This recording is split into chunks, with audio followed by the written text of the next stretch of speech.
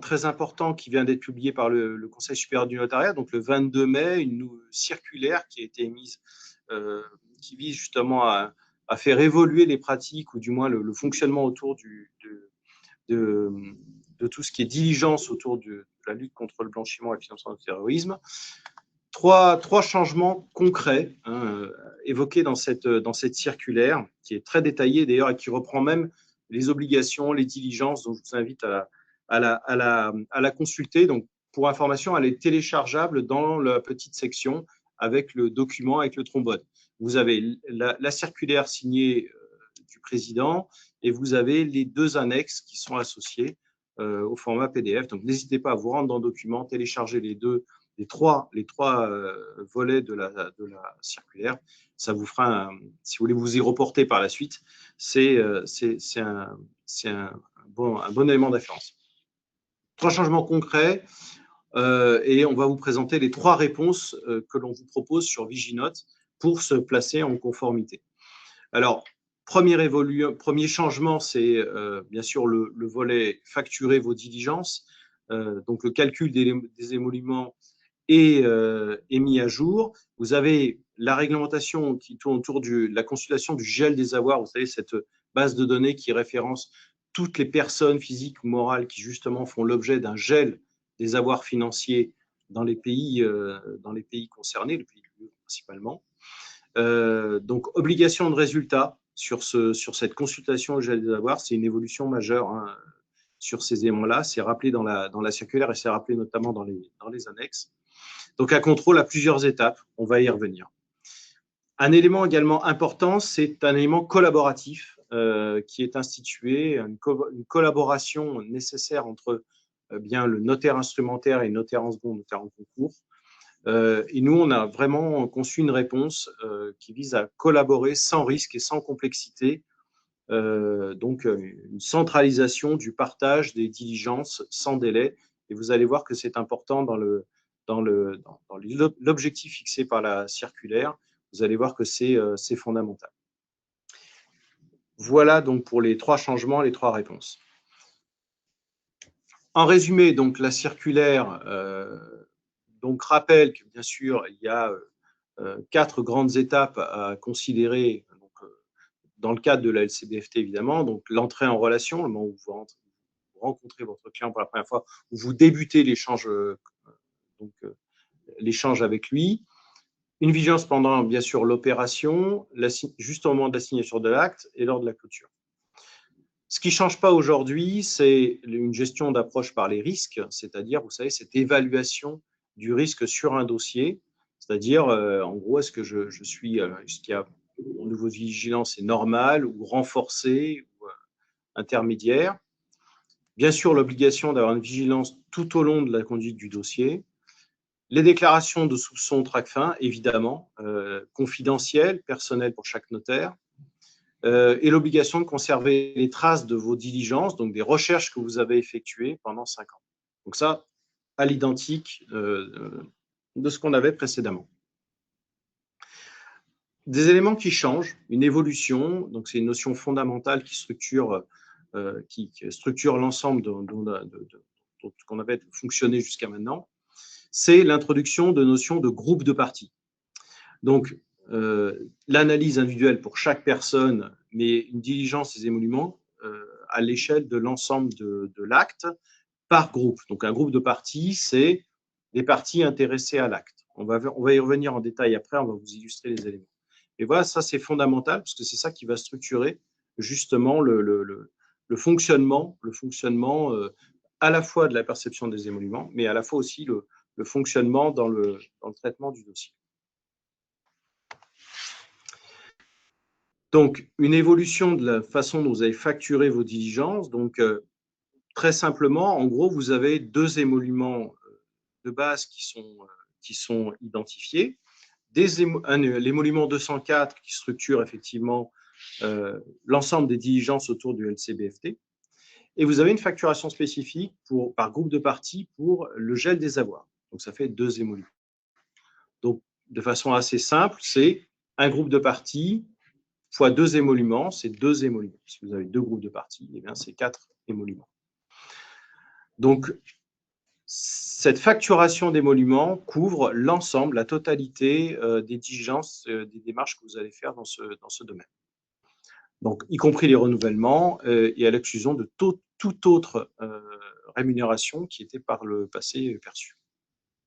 Jean-Charles, si tu veux dire un mot complémentaire à ce stade-là, n'hésite pas. C'est vraiment la nouveauté, hein, l'ajout de la notion de groupe de parties. C'est quelque chose qui existait nulle part dans le contexte de LCBFT et qui vient d'être introduit. Donc, il y a encore des questions sur l'identification des groupes.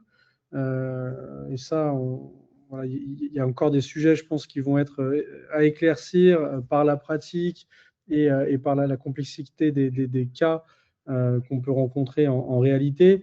Maintenant, dans la grande majorité des transactions et de nos sujets, on est sur des transactions, des ventes immobilières, où là, c'est assez clair. On a deux parties qui rentrent en compte. L'avantage, c'est que c'est une reconnaissance officielle vraiment du coût de traitement des obligations LCBFT par le notaire. Donc là, on a un cadre qui est clair. Jusqu'ici, on devait se baser sur des textes finalement qui n'avaient pas été vraiment écrits pour les problématiques et le traitement de la LCBFT. Donc là, c'est une vraie reconnaissance du travail que ça représente et c'est une sécurité pour l'office, hein, pour le budget, qui permet d'y voir beaucoup plus clair, c'est beaucoup plus traçable, puisqu'il n'y a plus de dépendance en fonction des fichiers, des parties, etc. Là, on sait si c'est une vente, bon, ben voilà, on a deux groupes de parties, fois deux émoluments, 226,40 €, c'est clair, c'est lisible, c'est sûr, et c'est fiable.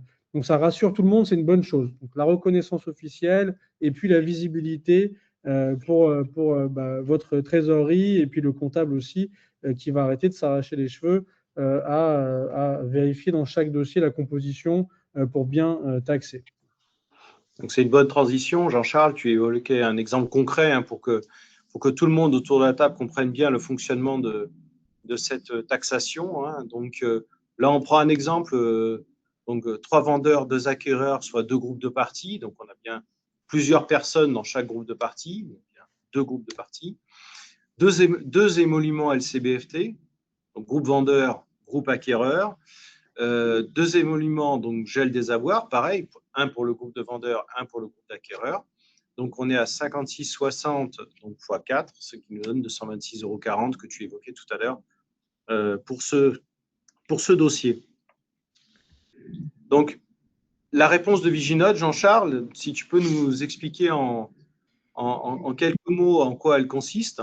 Bien sûr, dès la prise de connaissance de la circulaire, on a cherché donc, les différentes adaptations à faire sur le calcul des émoluments. Donc avant, on avait une traçabilité donc, par interrogation et par fichier, donc en fonction de la composition du dossier. Donc c'était un petit peu complexe, donc on traçait bien tout ça et on pouvait le retrouver dans l'onglet facturation pour que le comptable puisse taxer comme il faut. On a bien sûr, dès que possible et très rapidement, adapté cette méthode de calcul pour porter à la connaissance des notaires et de leurs comptables la modification. Donc là, directement, on le verra après dans l'outil. Quand vous allez créer un dossier, on va, en fonction du type de dossier, vous proposer le nombre de groupes, on va dire, par défaut. Et puis, vous allez pouvoir éventuellement le modifier si nécessaire, s'il y a plus de parties dans votre mission, dans votre acte. Mais voilà, tout va se découler et ensuite, ça sera tracé comme avant dans l'onglet facturation. Vous allez pouvoir voir donc chaque ligne et les émoluments à percevoir en face afin de pouvoir rien oublier. Et vous avez une petite fonctionnalité qui vous permet de pointer aussi les opérations pour aider le comptable à suivre les opérations. Mais ça va être beaucoup, beaucoup plus simple maintenant. Donc, cette circulaire, vraiment, elle allège le travail du comptable qui était quand même encore comment dire, la partie qui restait complexe dans le traitement de la LCBFT, puisqu'on a réussi à automatiser tout un tas de choses. Mais cette zone-là, elle restait encore à faire manuellement avec tous les risques d'oubli que ça pouvait comporter. Donc là, aujourd'hui, la recommandation de calcul, elle est intégrée et conforme au texte, c'est automatisé, c'est traçable, donc on sort du casse-tête. Ok, donc nos clients donc, sont sereins et grâce à Viginote, on est aligné. Le point suivant, on l'a mentionné en introduction, hein, c'est bien sûr le règlement de la consultation de la base du gel des avoirs, donc qui est vraiment mis un peu sous la lampe, un peu en exergue dans cette circulaire, puisqu'elle est mise en évidence par rapport à l'ensemble des diligences qui étaient réalisées jusqu'alors dans le cadre de la lutte contre le blanchiment et le financement du terrorisme. Donc, il est rappelé que c'est une obligation de résultat, ou mentionné que c'est une obligation de résultat. Il y a également une confirmation de l'approche par les risques, hein, c'est-à-dire cette fameuse évaluation de quel est le risque associé au dossier que je traite. Donc, ce qui est indiqué effectivement dans la circulaire, c'est que cette consultation du gel des avoirs doit être faite donc à l'ouverture du dossier, avant chaque mouvement de fonds, donc crédit-débit, c'est élément important, bien sûr à la signature de l'acte, ces éléments sont importants. Alors, il y a un émolument unique qui couvre toutes les consultations du registre, donc de ce registre de la DG Trésor, quel qu'en soit le nombre. Ça, c'est une évolution, c'est un élément important. On rappelle quand même que, effectivement, s'il y a un résultat positif en consultant la base de données du gel des avoirs, c'est-à-dire que la personne avec laquelle vous êtes en relation est mentionnée dans cette base de données, alors évidemment, il faut bloquer les fonds, il faut faire une déclaration à DG Trésor, une déclaration de TRACFIN, bien sûr, strictement confidentielle, hein, elle est confidentielle par notaire, vous ne pouvez pas l'évoquer, hein, c'est comme ça, c'est inhérent à la démarche. Concrètement, donc du coup, c'est quoi notre réponse, Jean-Charles, pour cette nouvelle exigence, ce renforcement d'exigence autour du gel des avoirs? Du coup, on s'est adapté à ces obligations et voilà, ces nouveaux risques. Comment couvrir le risque, en tout cas, puisque là, une obligation de résultat, c'est beaucoup plus contraignant.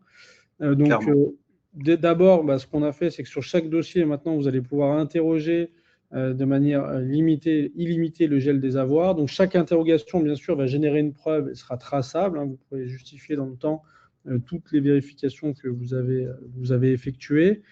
Donc, évidemment, de la même manière, c'est sans surcoût, puisque vous êtes également limité en termes d'émolument. Donc, avant, on avait un modèle où chaque interrogation tracée pouvait donner lieu à un émolument. Donc là, c'est terminé. 56,60 € par groupe de parties pour le gel des avoirs. Donc, on s'est adapté. Vous lancez votre dossier. Derrière, les renouvellements donc, de gel sont illimités. Il n'y a pas de, voilà, il y a vraiment rien à faire. C'est transparent. Et comme ça, vous êtes bien protégé. Vous pouvez bien prouver que vous avez fait vos démarches. Et puis, en plus de ça, on a quand même travaillé de manière précise sur les résultats de l'interrogation du gel des avoirs. Donc, pour vraiment n'oublier aucune zone d'ombre, puisque du coup, on a détecté des biais dans le moteur de recherche officiel du Trésor. Donc, du coup, on est allé chercher à les corriger pour ne pas rater de vrais positifs, puisque du coup, avec une obligation de résultat, il ne faut vraiment pas se tromper.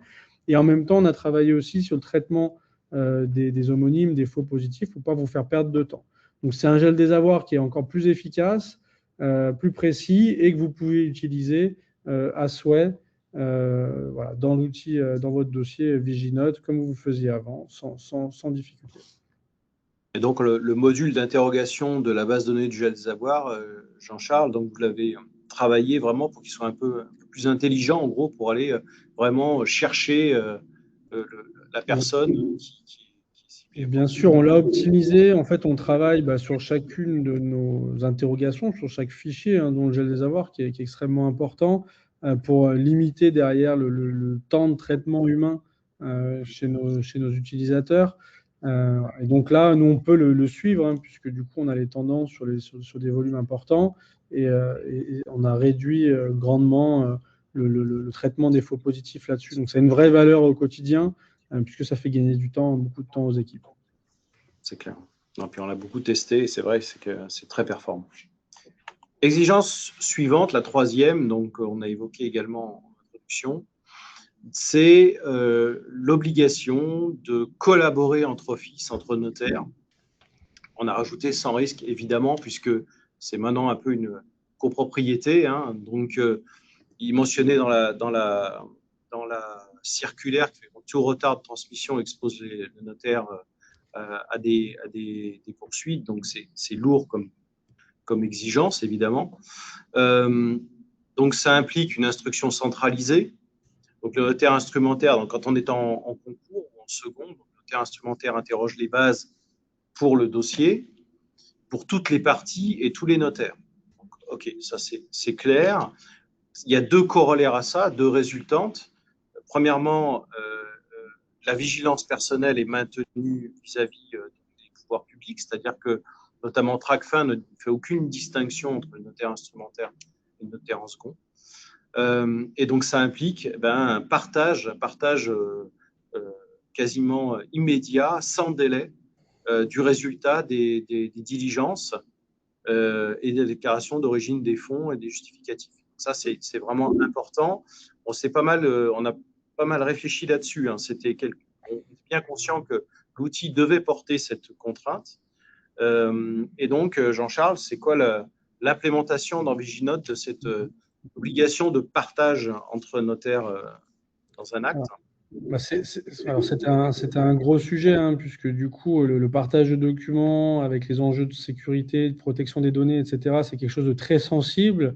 Ce qu'on ne voulait pas, c'est que les documents se retrouvent échangés par email, avec tous les risques que cela peut comporter, et puis le temps aussi perdu à récupérer les documents, les transférer, etc. Des problématiques de mise à jour dans le temps, puisque du coup, il y a une surveillance continue. Et puis, la circulaire, on l'a vu tout à l'heure, le gel des avoirs, c'est pour les mouvements entrants, sortants, il concerne les deux parties à l'acte, donc c'était un petit peu délicat.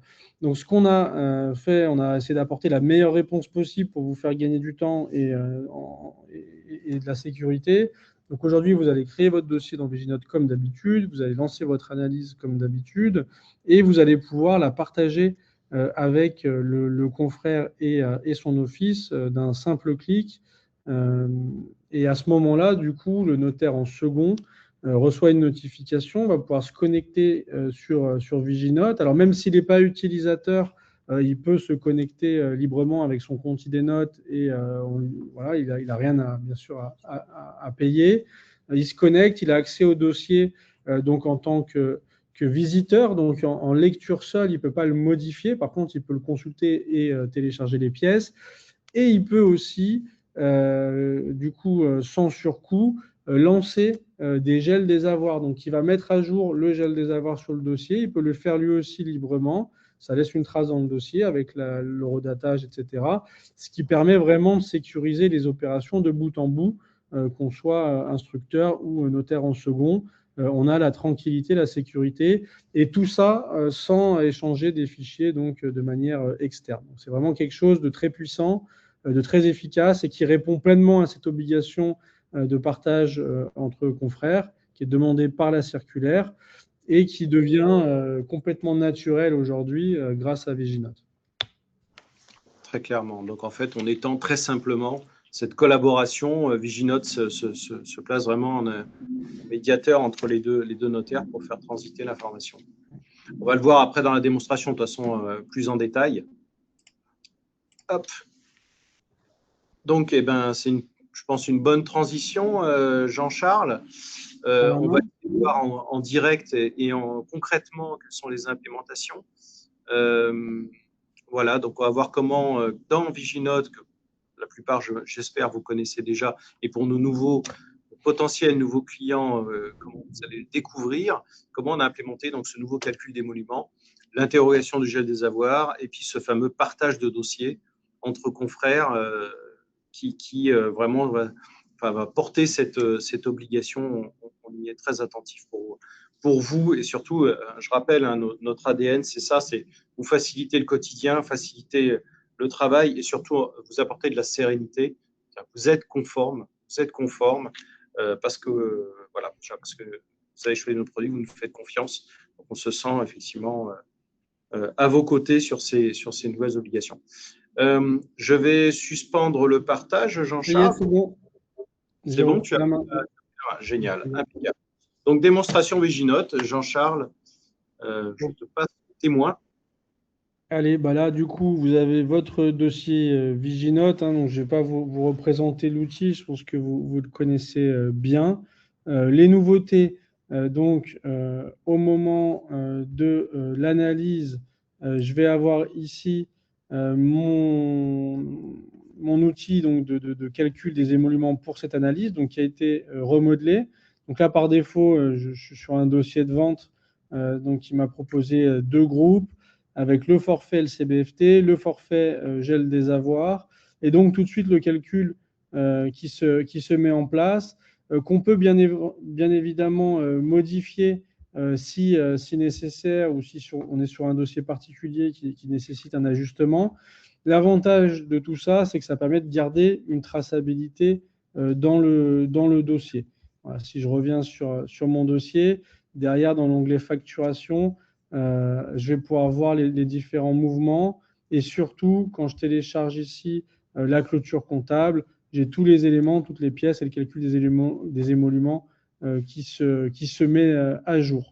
Donc ça, c'est pratique pour le suivi et pour la compta. On le retrouve également ici dans l'onglet facturation où on a toutes les consommations. Donc ça permet vraiment de se simplifier la vie.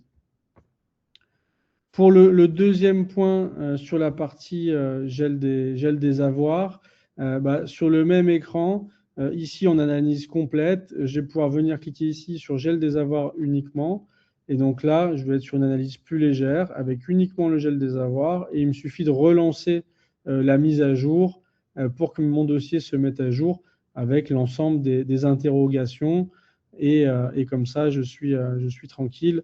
La mise à jour a été effectuée. Je n'ai pas besoin de mettre à jour ma fiche de vigilance. Donc, j'ai mes gels des avoirs qui sont interrogés et donc qui vont se mettre à jour voilà, du 7 juillet. Et bien sûr, si je clique sur un comparant, je peux aller dans son historique. Et donc là, je vais voir toutes les interrogations qui ont été faites. Donc là, vous voyez, le 7 juillet à midi 01. Donc, j'ai un gel des avoirs qui a été effectué et je vais pouvoir le récupérer si besoin, remonter dans le temps pour pouvoir justifier de toutes mes interrogations. Donc ça, c'est pour le deuxième point sur le gel des avoirs illimité. Et donc le troisième point, le partage des dossiers entre confrères. Donc ça se passe ici, partager le dossier. Donc là, j'ai une petite fenêtre qui apparaît et je vais pouvoir du coup choisir des notaires ou des collaborateurs directement ou les enlever, là, comme je viens de le faire. Et du coup, je vais pouvoir choisir. Alors, je ne vais pas l'envoyer réellement, hein, mais si je prends un notaire, peu importe, hop, voilà, bon, peu importe, je ne vais pas en citer, mais je le choisis dans la liste, je le sélectionne, j'ai son mail qui apparaît, donc ça, c'est basé sur le CRPCEN, on a l'office, etc. Et on va pouvoir, du coup, partager donc avec ce notaire ou ce collaborateur et son office. Et donc, ils vont recevoir une notification. Donc, le notaire ou le collaborateur que j'ai sélectionné va recevoir une notification directe. Et si l'adresse du comptable est bien indiquée, il recevra également une notification, puisqu'on sait que c'est souvent les comptables, quand ils sont notaires en second, qui vont opérer les vérifications avec les mouvements de fonds, etc. Donc, du coup, tout ça se fait automatiquement. Donc là, le confrère, la consoeur reçoivent un email ou une petite notification en haut. Là, c'est une nouvelle option aussi, la barre de notification, pour leur dire, voilà, vous avez accès à un dossier et ils vont pouvoir le consulter ici, mes dossiers, dossier Office, et du coup, va apparaître une nouvelle catégorie de dossiers partagés. Et donc, ils pourront librement accéder au dossier et procéder à des mises à jour du gel des avoirs de manière automatique et gratuite pour eux. Donc ça, là, je vois qu'aussi on a rappelé le nombre de fichiers qu'on consulte en bas dans la légende. Toujours pareil pour rassurer sur le fait qu'on est toujours couvrant hein, sur l'ensemble des diligences à réaliser. Bien sûr, ça c'est vraiment le fort de l'outil, hein, c'est vraiment l'analyse complète de tous les dossiers, le suivi, la traçabilité, la traçabilité aussi des décisions. Donc tout ça c'est vraiment le fort de Viginote, mais je pense que tout le monde connaît bien l'outil à présent. Dans les nouveautés aussi, il y a quelques petits éléments. On a ici donc un centre de conformité qui va permettre d'indiquer les éléments cadres hein, de sa vigilance, donc la cartographie des risques, le protocole de vigilance, maintenant le registre de formation, puisque c'est devenu une obligation là, depuis le 25 avril de bien former tous ses collaborateurs, et de manière régulière, le déclarant TRACFIN, pardon, le référent LCBFT. Donc là, on va pouvoir mettre les attestations de formation des collaborateurs. Donc ça vous permet d'avoir une vision globale sur votre protocole de vigilance. Donc ça, c'est vraiment important parce que c'est bien de faire toute la vigilance au quotidien, c'est ce qui est le plus énergivore, mais s'il nous manque les documents cadres, on ne sera pas parfait, on peut être retoqué, donc il ne faut pas l'oublier. Et donc, on a mis en place ce centre de conformité aussi pour vous aider à ne pas passer au travers. Et puis, bien sûr, d'autres éléments. Donc, sur un dossier, maintenant, vous allez pouvoir demander des RIB ou partager le RIB de l'office hein, d'un simple clic. Donc, ça se fait de manière sécurisée avec une double authentification, mail plus téléphone. Donc là, si je veux demander un RIB, il me suffit de cliquer ici. Je vais pouvoir choisir à qui je vais demander le RIB. J'indique son mail, son numéro de téléphone. J'envoie la demande. Et donc, quand la demande va être effectuée, en tout cas, quand le client va recevoir le RIB, donc là, il est en attente et je sais quand il l'a récupéré ou téléchargé. Du coup, ça va m'être indiqué comme document disponible et validé avec la date de réception. Et de la même manière, donc, je peux partager le RIB de l'office. Donc là, je choisis le RIB, je peux le consulter avant de l'envoyer, je choisis à qui je vais l'envoyer et du coup, mon client va le recevoir de manière sécurisée.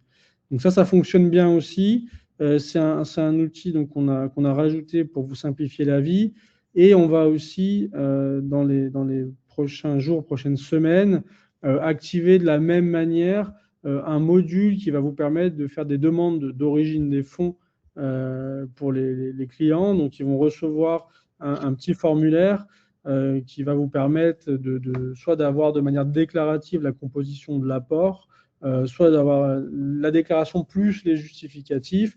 Et donc, vous pilotez ça directement depuis votre dossier Viginote. Et en fait, ça vous évite d'être trop inquisiteur hein, vis-à-vis de votre client. Finalement, vous allez pouvoir dire, bon, je vous envoie un formulaire obligatoire et derrière, on s'occupe d'expliquer ça au client et surtout de le rendre assez facile et ludique pour qu'il puisse faire son explication d'origine des fonds, puisque l'origine des fonds, maintenant, je pense que vous voyez bien ce qu'on vous demande, ce n'est pas uniquement de savoir que l'argent vient d'un compte à la banque, ça ne suffit plus, c'est de comprendre comment l'apport a été constitué. Et du coup, ça nécessite quand même voilà, quelques éléments déclaratifs ou justificatifs pour pouvoir blinder votre dossier. Donc, quand c'est une vigilance standard, vous pouvez vous contenter d'une déclaration. Par contre, dès qu'on arrive sur des dossiers avec des vigilances renforcées, là, il va falloir absolument prendre l'habitude de les protéger, de les blinder pour vous protéger, vous, juridiquement, hein, de tout problème. Donc voilà pour les nouveautés, hein, la plupart sont disponibles, l'origine des fonds arrive, et puis on vous prépare encore quelques nouveautés. On travaille en permanence hein, pour essayer de vous faciliter la vie et de vous simplifier le traitement de la LCBFT. Donc ces mises à jour vont continuer dans les. Et juste pour préciser les choses, pour être très clair avec nos clients qui nous écoutent, donc toutes les évolutions en lien avec la circulaire donc, sortent d'ores et déjà intégrées dans Viginote, sont d'ores et déjà disponibles. Exactement. Super. Donc là, je pense que c'est toujours une question qui est posée. Très bien. Écoute, c'est très clair, Jean-Charles. Merci pour cette démonstration très claire. Hein.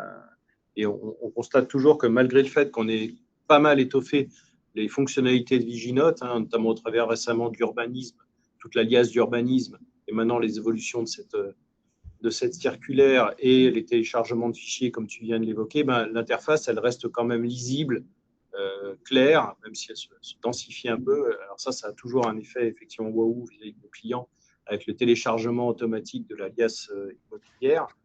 Donc ça, c'est toujours un élément important à rappeler. C'est vraiment une plus-value de notre produit. Malgré tout ça, l'interface, je trouve qu'elle reste lisible, elle reste compacte et très aérée. Donc ça, c'est quand même un vrai succès apporté au crédit des équipes de Legapass pour ce travail d'ergonomie. On y travaille beaucoup, Hervé, hein, mais merci de le préciser. Effectivement, on essaie de vous apporter les meilleures fonctionnalités de la manière la plus fluide, la plus simple.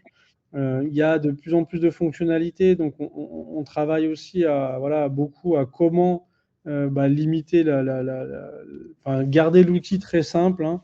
Donc on est à votre écoute, on a beaucoup de notaires et de collaborateurs, hein, qui prennent leur temps aussi pour nous faire des retours, et qui sont constructifs et qui apportent, hein, du coup à tout le monde de la nouveauté et de la compétence, de l'utilité et de la productivité. Donc n'hésitez pas aussi, hein, à nous faire vos retours. On les écoute, on les consigne, on y réfléchit, on y travaille, et derrière, ça porte ses fruits. Vous avez entre les mains un outil qui fonctionne bien, qui est rapide, qui est puissant, et qui à la fin vous protège et vous permet d'être serein sur l'application au quotidien de votre protocole de vigilance. Et ça, c'est vraiment notre mission, vous simplifier la vie et vous protéger dans l'exercice de vos fonctions. Très clair, merci à tous pour vos retours qui sont vraiment très précieux et qui aident à construire un outil performant. Si tu le veux bien, on va rebasculer sur notre présentation pour continuer notre déroulé de webinaire ce matin. Donc, on reprend, donc, comme on l'a dit, hein, deux nouveautés. Une nouveauté déjà, le transfert de RIB sécurisé qui vient d'être évoqué, et l'origine des fonds. Mais alors, du coup, on avait mis à venir, mais en gros, c'est déjà quasiment, j'ai envie de dire, le boulot est quasiment terminé, quoi. Ça arrive, ça arrive. Ça arrive, ok, super. Donc, à venir sur l'origine des fonds. Un moment important dans ce webinaire, très, très important. Donc, on ne va pas passer du temps là-dessus, mais en gros, on vous rappelle effectivement les trois éléments de la circulaire sont adressés dans les évolutions de Viginote, ça vous l'avez compris. Donc, l'évolution des calculs des émoluments, la consultation au gel des avoirs et ce fameux partage de documents, de dossiers qui est maintenant actif entre notaire instrumentaire, notaire en second, notaire en concours. Un moment important, c'est les questions-réponses. Donc là, je vais passer la parole à Coraline qui va nous suivre là-dessus. J'aurai un petit préambule sur les questions-réponses. Vous l'avez compris, nous, on vous apporte ce décryptage de la circulaire. Pour autant, je rappelle toujours, mais c'est important, vous le savez, ce sont vos chambres qui sont en charge de l'animation à l'échelon régional, départementale, bien sûr, de votre activité. Donc, on va essayer de répondre à beaucoup de questions, un maximum de questions qui relèvent de notre produit, de notre implémentation et de notre compréhension de cette circulaire. Pour autant, on ne peut pas répondre à tout. Et en particulier, bien sûr, la ligne rouge, c'est tout ce qui touche à la déonto et l'animation de la profession. Évidemment, là, on vous invitera à revenir vers vos élus régionaux pour les questionner. Le conseil supérieur, évidemment, qui est la profession. Là, c'est la ligne rouge qu'on ne franchira pas. Et ça, je suis sûr que vous le comprendrez bien. Et désolé pour ce petit disclaimer, comme disent les Américains. La parole est à toi, Coraline. Merci beaucoup. Merci Hervé, merci Jean-Charles. Alors, j'ai quelques petites questions qui ont été sélectionnées. Alors, pour la première, ces nouvelles fonctionnalités engendrent-elles un coût supplémentaire? Non, pas du tout. On a rajouté tout un tas de fonctionnalités, mais c'est dans le même coût. Et du coup, ça limite un petit peu les renouvellements également. Donc, ça fera même économiser le coût logiciel à l'étude. Donc, ça, c'est bien pour vous. Et en face, des émoluments, du coup, qui ont été sécurisés et qui sont beaucoup plus importants. Donc, l'équation économique, là, pour l'étude est totalement positive. Peut-être rappeler la facturation de Viginote, Jean-Charles, juste pour L'analyse est à 22 € et du coup, derrière, vous avez les renouvellements illimités du gel sans surcoût. Donc, ça contraint bien votre dossier.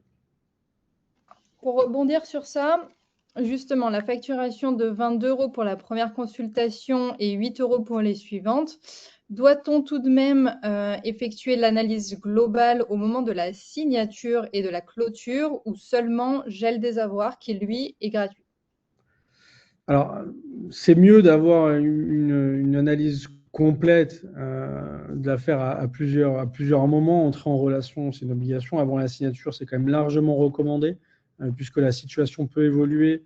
Et donc, comme la vigilance est constante, c'est beaucoup plus rassurant de le faire. Et on l'a vu, le gel des avoirs, il faut le faire vraiment tout le temps, à chaque étape, à chaque mouvement de fond. Donc voilà, n'hésitez pas. Soyez protégés, faites-le au maximum. Comme tu le dis très bien, en fait, voilà, il n'y a pas que le gel des avoirs qui est couvert. Et donc, vous l'avez vu, on consulte beaucoup d'autres bases de données. Et donc, c'est important, le Dow Jones notamment, enfin, tous ces trucs. Donc, c'est effectivement important de renouveler cette consultation, de rafraîchir votre dossier quand même régulièrement, de manière à être serein, quoi. Et justement, pour rebondir sur le gel des avoirs, est-ce qu'il faut le faire seulement en cas de risque potentiel identifié?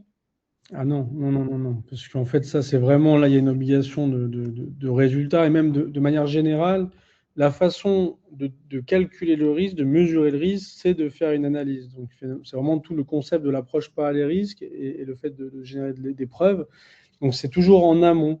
Donc, je définis mon risque et en fait, comment j'explique ce calcul du risque, c'est par des preuves. Donc, ça, c'est un élément. Et pour le gel des avoirs, c'est encore pire, puisque là, je dois absolument identifier les personnes gelées parce que j'ai l'interdiction d'effectuer des transactions pour leur compte avec eux, etc. Donc, il faut absolument qu'avant tout mouvement, etc., je passe mon gel des avoirs. Donc, ça, c'est vraiment indispensable sur tout le monde. Dans tous les cas. Et donc, l'interface. Pardon, vas-y, non, excuse-moi, Corinne. Pardon, Hervé. Non, Jean-Charles a très bien répondu, pas de sujet. Alors, concernant l'interface, est-ce qu'elle concerne seulement les ventes ou est-il possible également de l'utiliser sur d'autres sujets, par exemple le droit de la famille, les successions, les donations? Oui, tout à fait. C'est toujours le cas depuis le lancement de Viginos, c'est-à-dire qu'on rappelle que bien sûr la vigilance et le CBFT, elles couvrent toutes les activités de l'Office, hein, pas que les ventes immobilières, la gestion de patrimoine, le droit de la famille, évidemment. Et donc, oui, bien sûr, vous pouvez utiliser Viginote sur tous les aspects de votre activité. Et c'est même comme ça qu'il faut faire, hein, puisque dès que vous avez un mouvement de fonds, et c'est quasiment le cas dans toutes les activités associées à l'Office, donc oui, il faut être vigilant sur tous les aspects de l'Office. Justement, en matière successorale, devons-nous effectuer ces vérifications à chaque entrée de fonds? Oui, dès lors que vous avez des mouvements de fonds, on l'a rappelé, il faut en vérifier l'origine et vérifier les personnes qui vous les communiquent. Tout à fait. Je passe maintenant sur le sujet TRACFIN. Est-ce le notaire instrumentaire ou le notaire de la partie concernée qui doit effectuer la déclaration? Les deux. Les deux. Là-dessus, les notaires doivent chacun de leur côté faire leur déclaration de soupçon s'ils ont un soupçon. Donc, c'est vraiment, chacun doit le faire, absolument.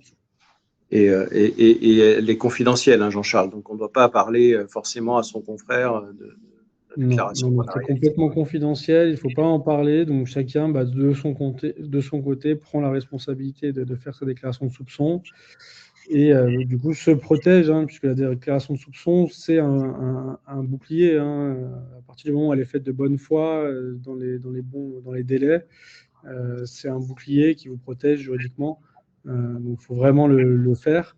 Et c'est la responsabilité de chacun. C'est pas parce que vous êtes en participation et que c'est les clients du confrère qu'il ne faut pas le faire. Ça vous concerne aussi, puisque s'il y a un problème, c'est sur l'opération. Et du coup, en tant qu'assujetti, vous êtes responsable.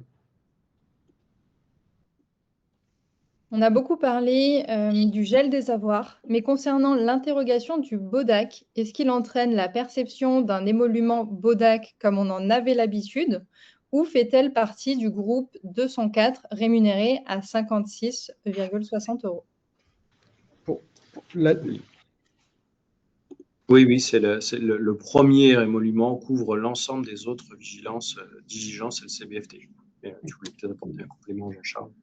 Non, bah, c'est ce qui était écrit, on l'a vu dans la circulaire. Du coup, alors j'ai plus les termes exacts. Hein. Ouais, je l'ai recherché en parallèle, mais je l'ai plus non plus. Mais du coup, effectivement, ce qui est dit, voilà, c'est toutes les démarches donc, sont couvertes, bon, y compris le renouvellement, l'exclusion de toute autre rémunération. Et donc, bon, ça couvre l'ensemble des recherches. Donc, il n'y a plus de BODAC de manière individuelle. Là, c'est les groupes de parties et 56,60 €. Et Dow Jones aussi, d'ailleurs, est dans la vigilance, effectivement, LCBFT. Et d'ailleurs, à ce titre, on a toujours, porte-nous, bien sûr, avec l'IGAPAS, l'abonnement au Dow Jones. Toujours pareil, vous n'avez pas de frais supplémentaires d'abonnement auprès du Dow Jones. Nous l'avons pris pour l'ensemble de nos clients.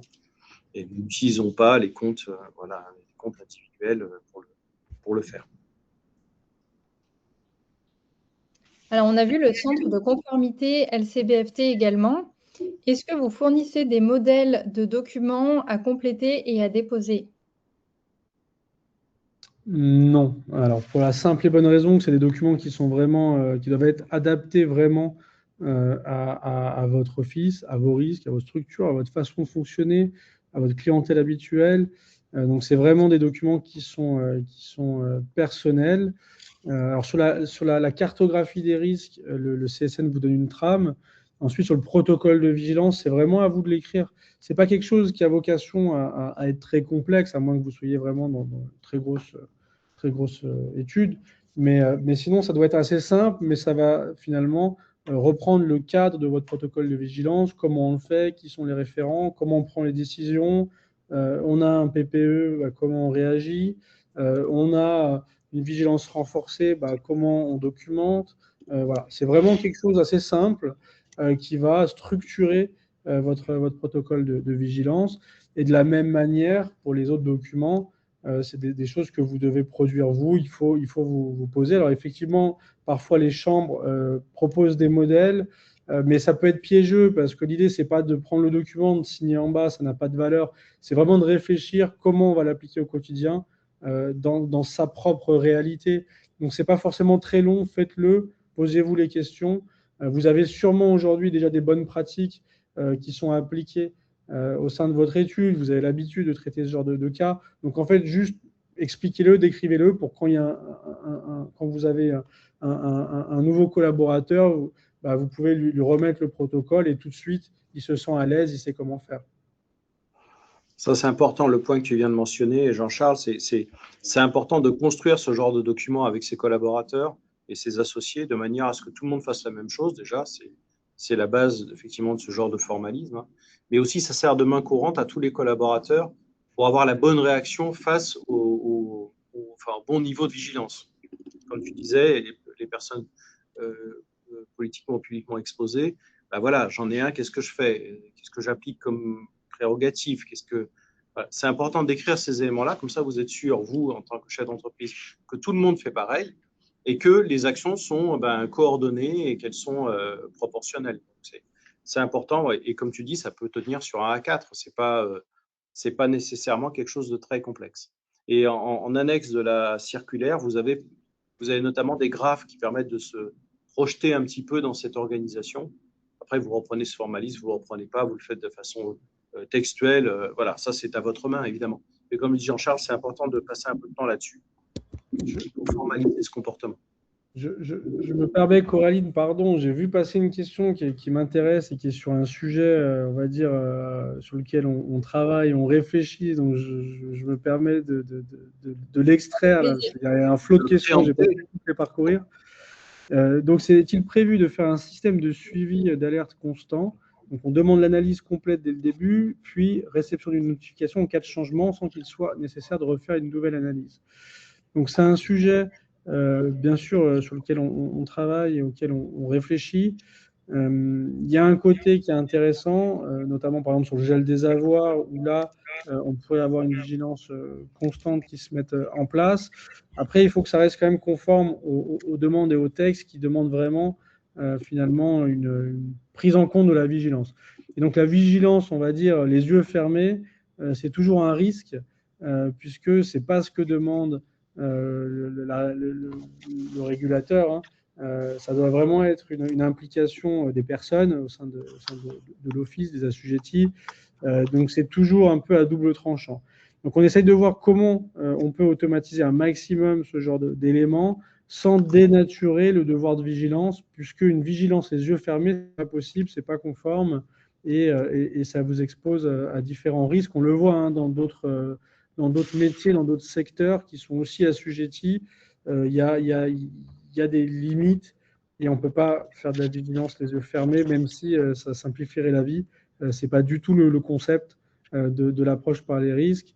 Et voilà. Donc on essaie de trouver le bon ratio, on va dire, entre intervention humaine, contrôle et surveillance et décision humaine, et puis surveillance automatique. Voilà. Donc, si on a des solutions qui permettent de le faire en vous en gagner du temps sans vous faire prendre de risques, on va avancer. Mais par contre, on ne dénaturera jamais la vision de vigilance qui exige quand même une application humaine. Concernant le partage de dossiers, si mon confrère n'a pas de compte Viginote, comment cela se passe-t-il?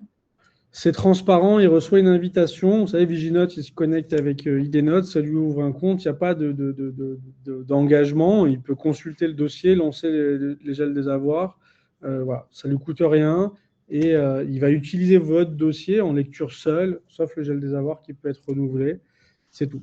Donc lui, simplement, il peut consulter. Si le notaire participant fait une recherche, cela va engendrer un coût à son client? Alors, non.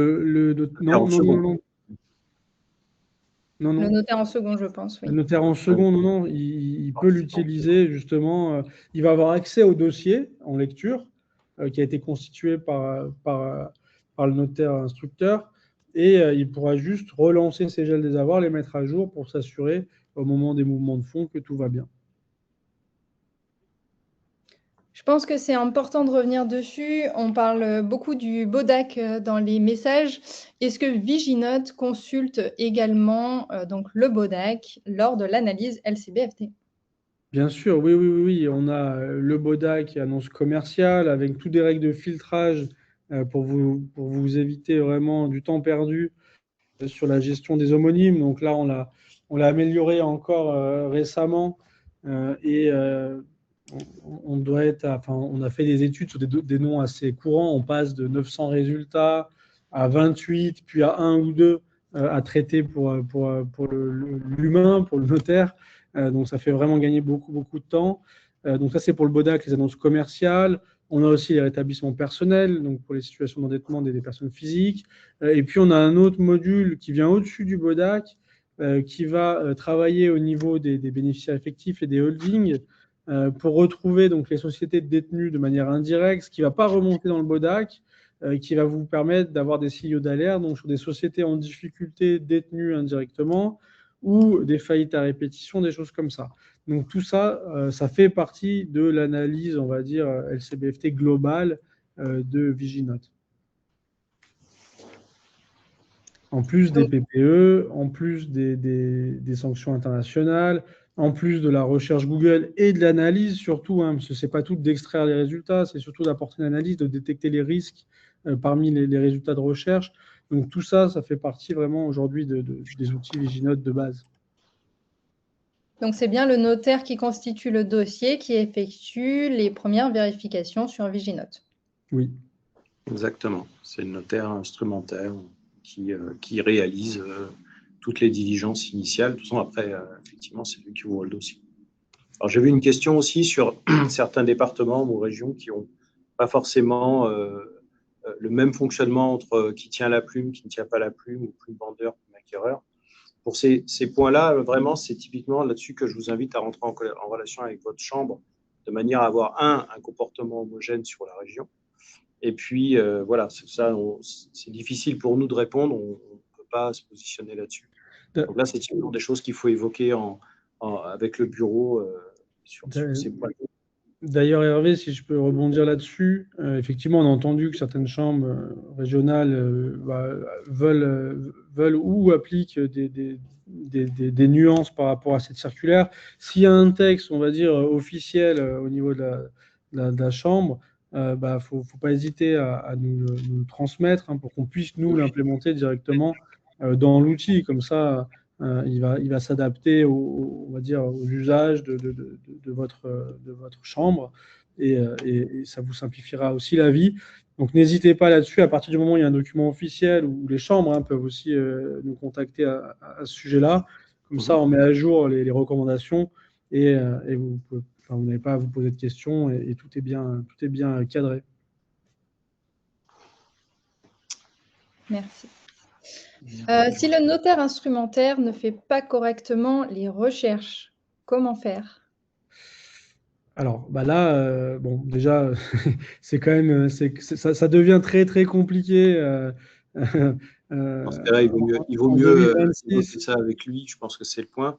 Là, il faut quand même. Notre logiciel, il prévoit les choses telles que c'est écrit dans la circulaire et telles que la pratique le recommande, mais là, il y a un risque pour le notaire en second, évidemment, puisqu'on a vu que la DGFIP, DG Trésor ne fait pas de différence au niveau des responsabilités. Donc là, il faut l'évoquer avec lui, il faut évoquer ça avec votre confrère. En toute confraternité, je pense que c'est important. Et puis, après, c'est à gérer au niveau de la chambre ou de vos relations au niveau de la chambre. Il y a ça, mais surtout, moi, ce que je peux vous recommander, ce n'est pas pour le prix d'un dossier qu'on va se retrouver avec les menottes. Donc, si vraiment votre confrère il veut pas faire son travail, protégez-vous parce que de toute façon, le jour, on ne veut vraiment pas la chandelle. Mais bon, ce n'est pas une situation normale. Normalement, surtout maintenant, là, en 2026, je pense que tout le monde a pris conscience des risques et des obligations. Et en l'immense majorité des notaires respectent tout ça et ont compris les enjeux et jouent le jeu. Mais voilà, si ce n'est pas le cas, étant donné que votre responsabilité de toute façon, elle est pleine, s'il y a un problème de blanchiment, ne prenez pas le risque et vérifiez par vous-même. Ça serait vraiment... voilà. C'est trop dangereux de ne pas être ceinture bretelle sur ces enjeux-là. Il faudrait qu'on revienne également sur les émoluments. Est-ce que donc les forfaits se prennent seulement à l'entrée en relation ou est-ce qu'ils se prennent plusieurs fois comme c'était le cas avant avec du coup les 11,32 €? Non, c'est en une seule fois, c'est une fois. On l'a vu au début de la présentation, oui, c'est une fois, ça couvre tout le dossier. Ce qui est beaucoup plus simple. Un émolument pour le LCBFT, un émolument pour le gel des avoirs par groupe de parties. Et ça couvre l'ensemble des diligences LCBFT. Ce n'est pas à chaque fois, comme c'était effectivement précédemment. Bon, il ne nous reste plus beaucoup de temps. Je vais passer aux 2 dernières questions. Alors, lorsque nous ouvrons un dossier, nous n'avons pas forcément, ou pas encore, de provision versée par le client. Si le dossier est désisté ou ne va pas au bout, mais que les consultations LCBFT ont été faites avec Viginote, comment cela se passe-t-il? Vous nous faites une petite demande par mail pour l'instant et on vous offre l'analyse. L'objectif, c'est que vous n'ayez pas de surcoût si en face, vous n'avez pas d'émolument. On est solidaire et on vous fait, si ça a déjà été facturé, on vous fait un avoir. En tout cas, on vous offre l'analyse, clairement. Donc, ce n'est pas encore automatisé. Il faut faire une demande par mail. Vous nous faites un petit mail avec les dossiers écrétés ou qui n'ont pas abouti et on vous les offre. Alors, on a parlé du coût de la solution, mais on a toujours cette question qui revient toujours. L'abonnement est-il résiliable à tout moment ou d'une durée minimum? Alors, c'est à vie, hein, y a pas, non, non, on n'a pas d'abonnement, on n'a pas d'abonnement. Donc, c'est peut-être, voilà, Viginote, c'est vraiment à l'usage. Vous avez un dossier, vous avez des émoluments en face, on vous facture. Si vous n'utilisez pas, il n'y a pas d'abonnement, il n'y a pas d'obligation. Donc, c'est complètement libre, hein. Donc, voilà. N'hésitez pas même à essayer. Si vous l'avez jamais essayé, il y a aucun. Vous vous connectez avec IDnote, vous pouvez rentrer votre premier dossier, connecter votre logiciel métier, c'est quand même plus simple à partir du moment où vous avez fait le lien avec votre compte Genapi ou signature. Vous importez votre dossier, vous le traitez. Vous pouvez tester une fois, vous payerez une fois. Voilà. Il n'y a pas de risque. Et encore une fois, si le dossier n'aboutit pas, si on n'est pas d'émoluments en face, on vous les offre. Donc il y a vraiment zéro risque. En face de 22 € sur une vente, vous avez 230 € quasiment. Voilà. C'est clair et limpide pour l'étude. Donc, du coup, je peux essayer Viginote cet après-midi, quoi. Premier dossier, je peux le faire dès cet après-midi. Je n'ai pas d'engagement, pas de contrat à signer. J'ai une question que je viens de voir passer, qui est peut-être qu'on n'a pas été très clair. J'ai une question concernant les coûts additionnels que pourrait occasionner le transfert de RIB. Pour moi, c'est intégré dans la solution, Jean-Charles. Bien sûr, c'est inclus dans le dossier. Vous ouvrez votre dossier de vigilance, le transfert des RIB, on a choisi de l'inclure au dossier. Comme ça, c'est facile, vous avez déjà toutes les informations, vous avez le suivi, c'est tout au même endroit. On cherche vraiment à vous simplifier la vie. Très clair. Je vais peut-être déclencher un petit sondage complémentaire si certains de nos auditeurs veulent être recontactés pour avoir un conseil complémentaire autour de Viginote et pourquoi pas un accompagnement à la première utilisation ou du moins à la première recherche. Ça peut être aussi intéressant, sachant que je rappelle, vous avez toute l'assistance Adenov en plus, bien sûr, de celle de l'EGAPAS. Donc, on assure la relation avec vous. Hein, c'est nous qui portons toute la relation. Et le stockage de vos recherches pendant 5 ans. C'est dans nos équipements. Voilà, donc on peut vous accompagner avec notre support. Vous connaissez bien. Joignable donc de 8h30 jusqu'à 21h et même le samedi matin. Donc, vous n'hésitez pas, on peut vous aider, vous accompagner à la prise en main, à la contractualisation, même si vous avez vu, elle est extrêmement légère. Hein. En gros, c'est une connexion IDnote et puis je fais mon premier dossier et si d'aventure ça ne me convient pas, ben, j'arrête simplement d'utiliser, c'est tout. Donc, vous voyez, il n'y a pas d'engagement. On a vraiment voulu, avec les GAPAS, quelque chose de simple pour vous accompagner. Voilà, donc ce petit sondage complémentaire, hop, je vais l'arrêter comme ça. Vas-y, Coraline. Simplement, une toute petite dernière question. Comment rattache-t-on un collaborateur? De toute façon, on n'a pas à le rattacher, c'est dans IDnote. Donc, le collaborateur est connu d'IDnote. Donc, du coup, s'il a un compte IDnote, il est rattaché à votre office, automatiquement reconnu par Viginote. Hein. Charles, c'est comme ça que ça fonctionne. A priori, pas de complexité induite non plus. Non, tout est vraiment très, très simple. Vous le rajoutez dans IDnote, il se connecte, il est reconnu, il est rattaché à votre office et il peut commencer à travailler. Il n'y a vraiment aucune friction. Parfait. Merci Jean-Charles, merci Hervé.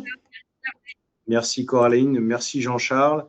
On va juste peut-être rappeler le lien. Je vais partager le lien pour aller sur IDnote. Comme ça, vous pouvez le noter et on vous remercie. Voilà, viginote.adenov.fr. On va vous le mettre également dans le partage dans le chat. Comme ça, vous l'aurez. Voilà. Écoutez, si ça vous a plu, un petit pouce levé en bas à gauche sur votre. Voilà, super, merci. Merci Audrey, merci beaucoup, merci. J'arrive pas à lire les prénoms.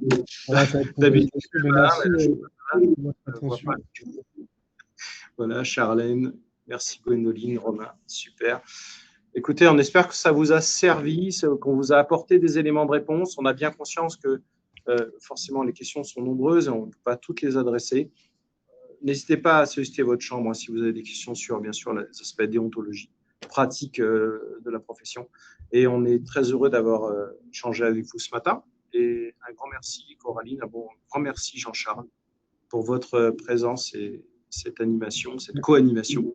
Et on espère vous retrouver bientôt sur un autre webinaire et voire même pourquoi pas en présentiel lors des Adenov Tours. Vous savez qu'Adenov intervient maintenant même en région. On a eu un Adenov Tour à Toulouse, c'est très bien déroulé. On va en faire un à Nantes et un à Bordeaux également. Donc là, on se déplace, on vient vous rencontrer et c'est toujours riche. Et on vous en remercie. Vous allez recevoir des invitations pour les gens de ces zones. Donc répondez-y, venez nombreux. On est très heureux. Et on parle notamment de Viginote et on vous fait la démonstration Viginote. Donc c'est toujours un moment d'échange riche. Merci Coralie. Merci Jean-Charles. Merci à tous. Alors, je vois qu'il y a encore beaucoup de questions. N'hésitez pas à nous contacter avec les équipes d'Adenov, etc. pour les dernières questions. On n'a pas pu répondre à tout le monde, mais on va quand même vous laisser aller déjeuner. Mais n'hésitez pas, on est tous là à votre service pour vous aider, pour vous guider dans la mesure du possible et pour vous servir de la meilleure manière. Merci à tous pour votre attention. C'est vraiment un plaisir de voir aujourd'hui le nombre de connectés et de participants sur un sujet qui est très important. Voilà, on s'est donné beaucoup de mal pour implémenter très vite la réponse à cette nouvelle circulaire avec trois fonctionnalités majeures. Voilà, on est très fiers de vous les présenter aujourd'hui, de vous les avoir apportées là au cours des dernières semaines. On est content de voir que vous répondez présent. Donc, merci beaucoup à tous et puis à très bientôt, j'espère. Merci à tous. À bientôt. Merci et bon appétit. Merci.